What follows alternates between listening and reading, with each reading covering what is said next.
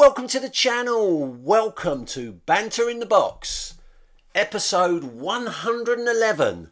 Some people are running onto the pitch. It's taken us a long time to get there, but believe it or not, this is your last Banter in the Box of the season. We are well and truly into the home straight.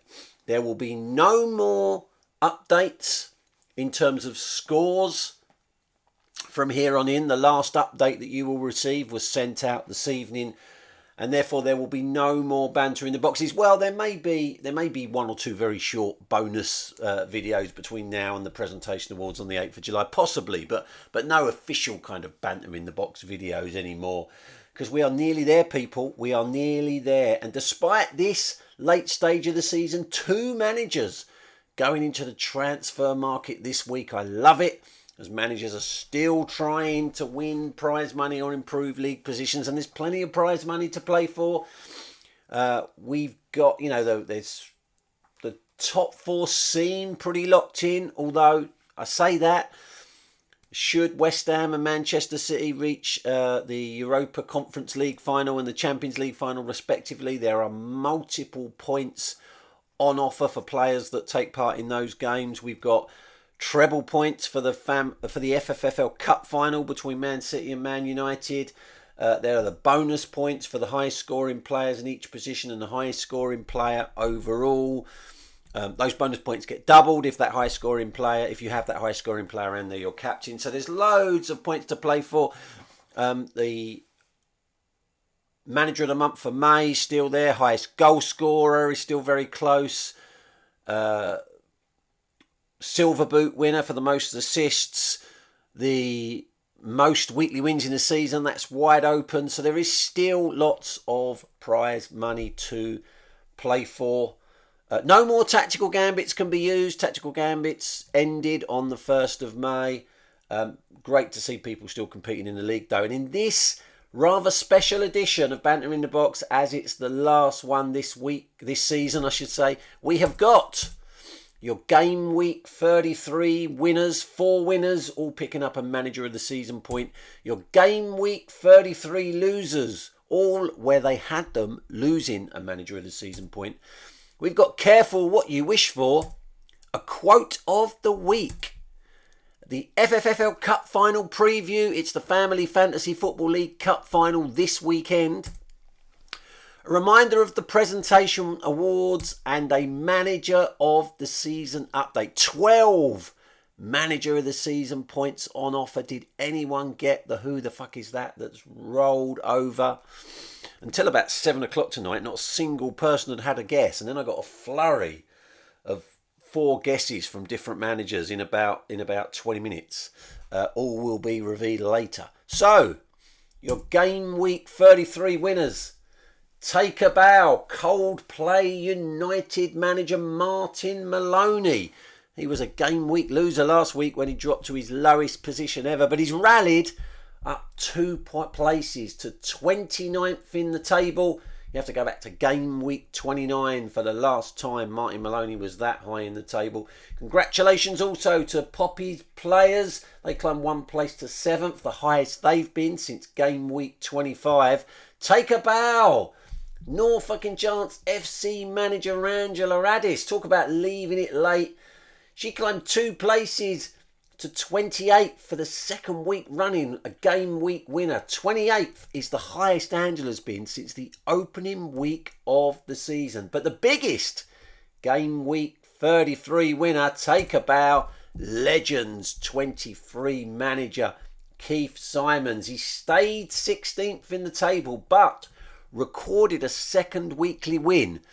The highest scorer this week with 53 points. And 2 weekly wins, well, lead in the race for the most weekly wins in the season and the £10 prize that comes with that. If 3 managers all tied on 3 weekly wins. So Keith, you're well in with a chance of some prize money in that respect, my friend. 1 manager of the season point to those 4. Your game week 33 losers, hide your head in shame. Sash Hammers FC manager Wayne Robinson. His season is petering out into a damp squid, dropped one place to 14th. You have to go back to game week 4 for the last time Wayne was as low as 14th in the table. Hide your head in shame, Pez United manager Ryan Perrin. He fell 2 places down to 30th. You have to go back to the opening week of the season for the last time Ryan was as low as 30th in the table. Hide your head in shame, Megan Hoxlade Chamberlain. This is Megan's 11th season in the Family Fantasy Football League. 11 years in the Family Fantasy Football League. And this week, Megan dropped 2 places to 31st in the table, second from bottom. And 31st is the lowest position Megan has ever occupied in all her 11 seasons in the Family Fantasy Football League. And it wouldn't be a game week losers lineup without great Uncle George Moody. Stayed rock bottom of the Family Fantasy Football League table. The lowest scorers again this week. But hey, glass half full, George. You did get a positive score. 4 points registered this week. Where they had them, 1 manager of the season point lost. Careful what you wish for. Oh yes. Last week, I thought I'd be very kind and generously gave you a sneak preview of some of the rule changes that I've decided on for next season. The cost of the benefit fraudster tactical gambit is going to increase from 10 million to 15 million pounds next season. You're only going to be allowed to play 1 benefit fraudster tactical gambit in a single week. You can't play 2 in a single week, as Hatch United did earlier on in the season. Each manager will only be able to purchase 1 wildcard tactical gambit in a season. And each manager will only be able to purchase 3 Oi's Mine tactical gambits in a season. So I said they are 4. There may be more.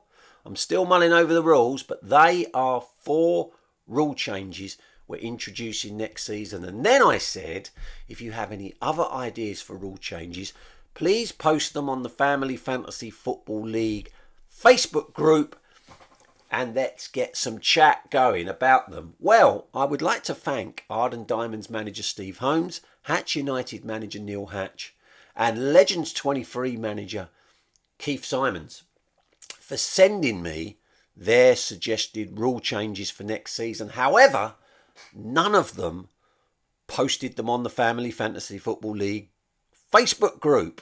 So I'm going to share their suggested rule changes. Some of them are out of the question immediately because they contradict these 4 rules that I've already settled upon introducing. But I'll share what the rule changes they suggested. And they are these. 2 wild cards per season. 1 can only be used before January, and if not used, lost. And 1 can be used from January onwards. We're not doing that. We're only having 1 wild card per season next season. An increased budget. I'm still mulling over the budget for next season. And I haven't decided whether I'm going to put the budget up, keep it the same, or maybe even lower it. But it's something I'm still considering.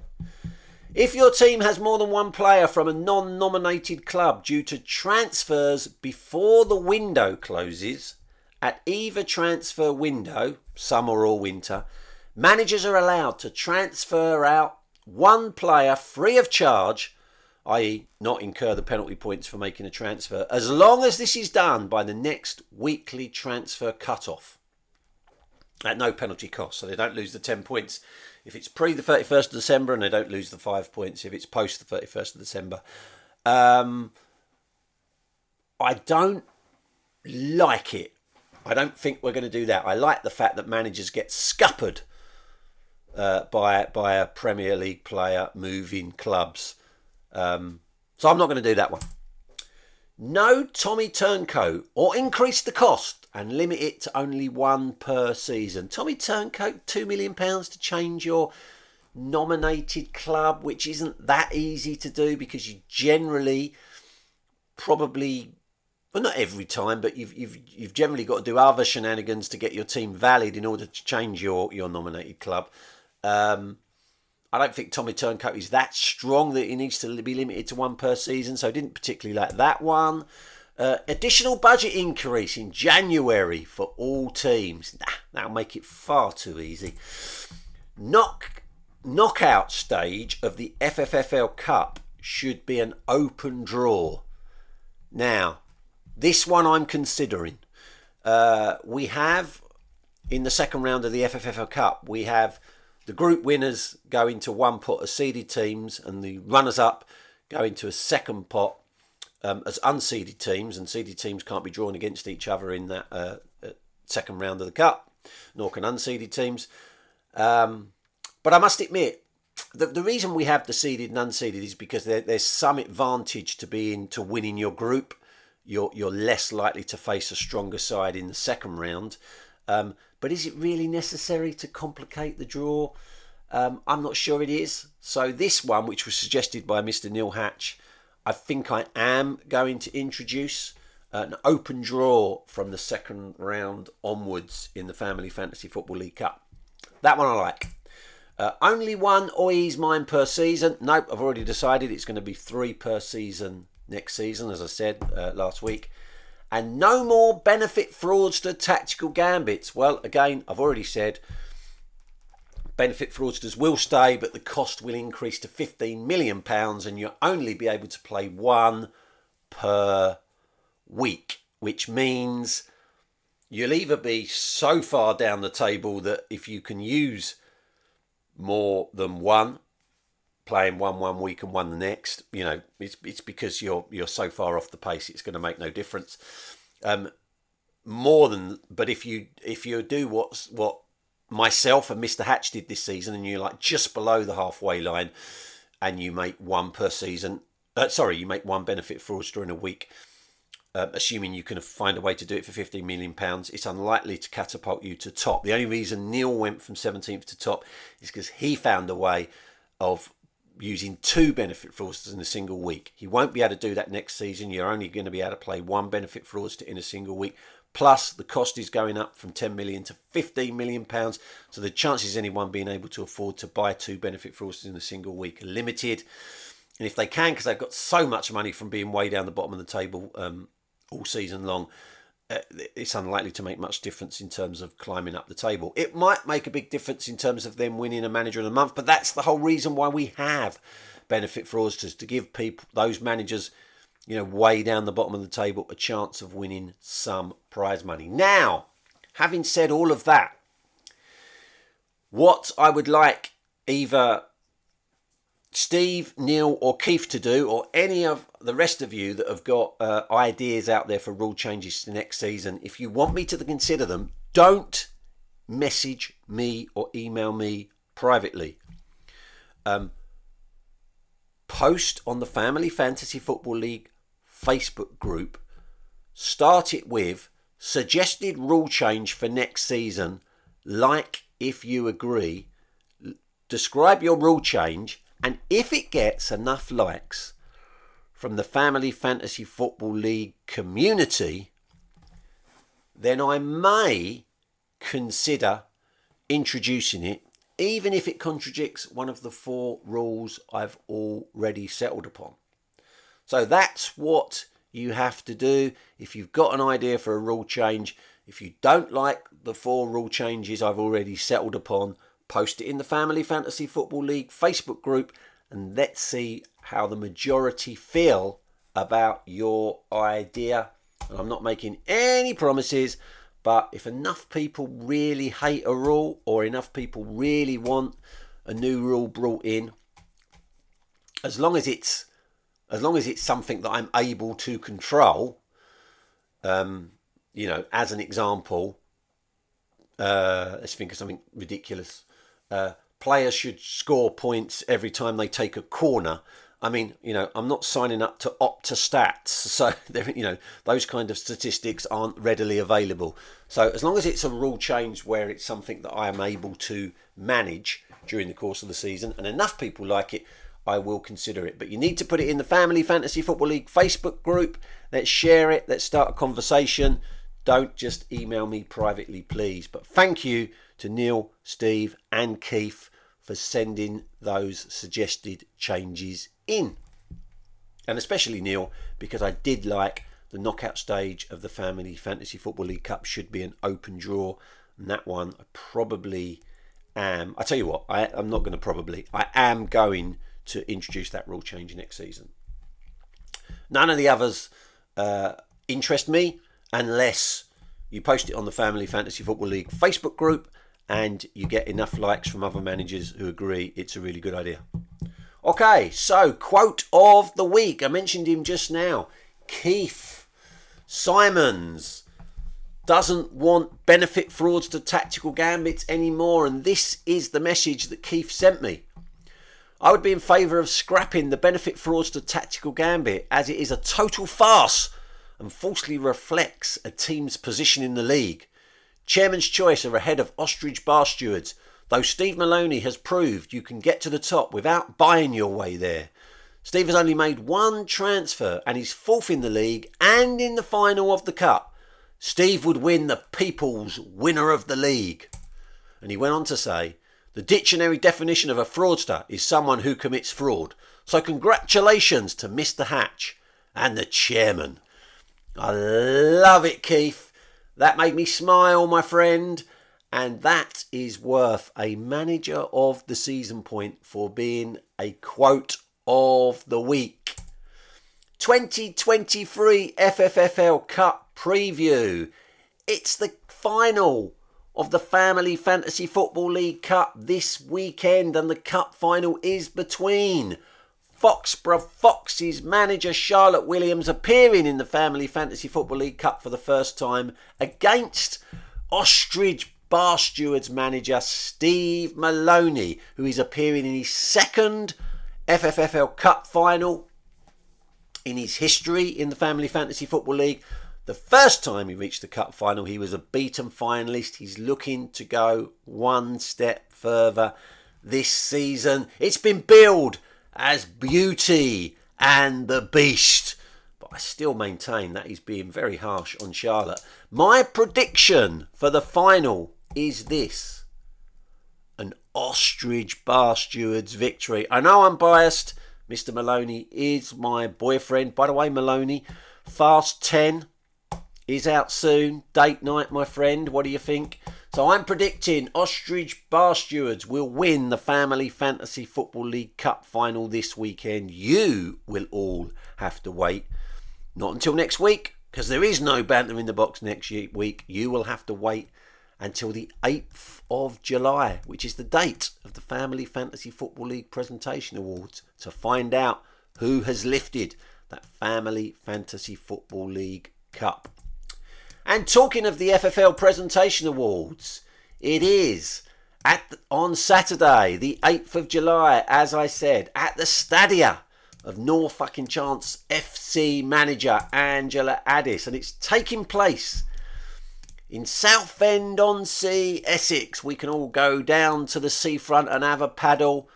I'm contractually obliged. I have to remember to say this every week. I'm contractually obliged to point out, Angela has insisted I mention this, it is at the posh Fort Bay end of Southend-on-Sea, not the rough end. I don't know Southend-on-Sea. I didn't know it had a posh end or a rough end, but obviously it does, because Angela has asked me to point out she lives at the posh end, people.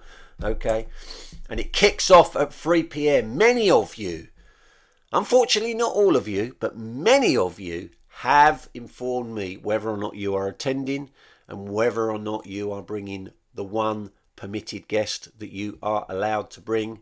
If you haven't already done so, please can you do so soon, so that Angela has some idea how many people are going to descend upon her. We also need to know what food you are bringing, so we don't all end up with a buffet, or as Ryan would call it, a choosing that's all the same. We'd also like you to know what you want to bring, what your speciality is food-wise. In terms of drink, you bring whatever you're drinking and you drink that. So if you've not already done so, can you let me know whether you're coming? Can you let me know whether you're bringing your one permitted guest?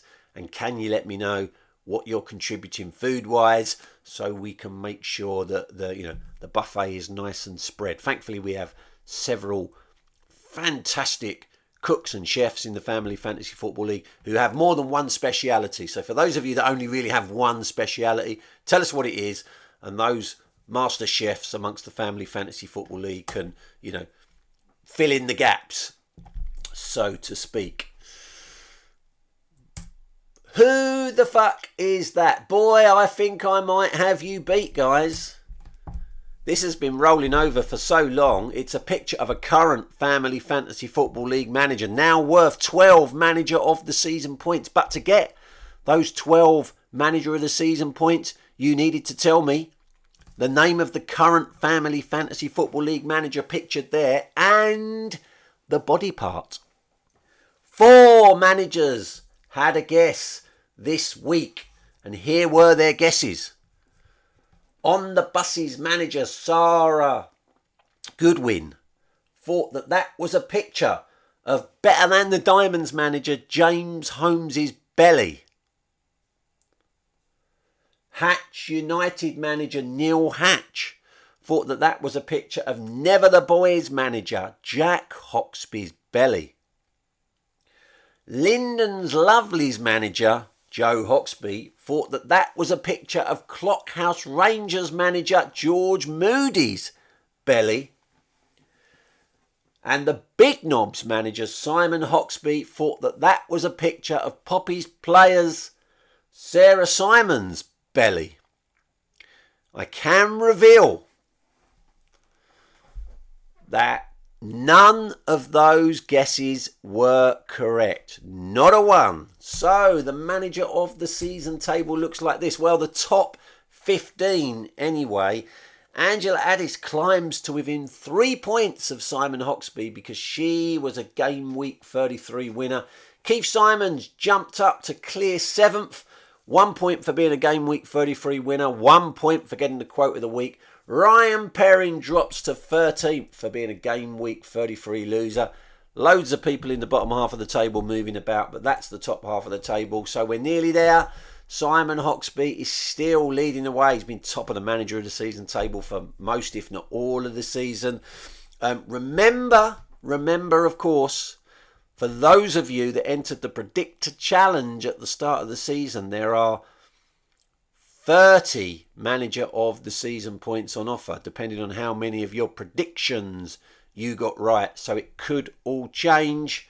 And you can still win Manager of the... There are no more, quotes of the week or sending me stories about managers. Not that many people have taken that opportunity up this season. But, the only way now to earn Manager of the Season points is in that Predictor Challenge. Or you have one final chance to get the Who the Fuck Is That? And it is worth 14 Manager of the Season points. 14 Manager of the Season points if you can tell me which current Family Fantasy Football League manager is pictured there and what part of their body is pictured. You need to get both parts of the answer correct. Manager and body part. If you get the body part but the wrong manager, 0 points. If you get the manager but the wrong body part, 0 points. You have to tell me the manager and the part of the anatomy that's pictured there. Would you like a clue? Shall I give you a clue? Because this is your last chance to get it. If no one gets it this week, we're not rolling it over again. I'll just reveal the answer on the Family Fantasy Football League Facebook group. So do you know what? I'm going to give you a clue. Aren't I nice? Aren't I nice? Here is your clue. The clue is this. IJLM. Gazza's mate had 5 of them. IJLM. Gazza's mate had 5 of them. That's the clue to that picture of a current Family Fantasy Football League manager. You just need to tell me by working out that clue. IJLM. Gazza's mate had 5 of them. That clue reveals who that current Family Fantasy Football League manager is in that picture and what part of their body it is. That's it for this week and for this season, unless I feel I need to do a quick bonus video between now and the 8th of July. You never know. But no plans to. It's been a fantastic season. Obviously, it still isn't over. There's a few weeks to go. But in terms of updates, you're not going to get any more now. You'll have to wait until the 8th of July. I really hope to see as many of you as possible at the Family Fantasy Football League Presentation Awards in Southend-on-Sea on the 8th of July. A massive thank you again to Angela Addis and her assistant manager Dan for hosting the Family Fantasy Football League this season. I hope you've enjoyed the banter in the boxes. I know most of you have. I hope you've enjoyed the Family Fantasy Football League season. I hope that you will be back next season, the 29th season of the Family Fantasy Football League, to do it all again. But until the FFL Presentation Awards, which hopefully will be recorded or live streamed for those of you that can't attend. I'm not promising. It depends if we have anyone techie enough there that can do that. Yeah, that's it. I lost my train of thought there for a minute. That is it. Thank you very much, everyone. Take care. Bye-bye.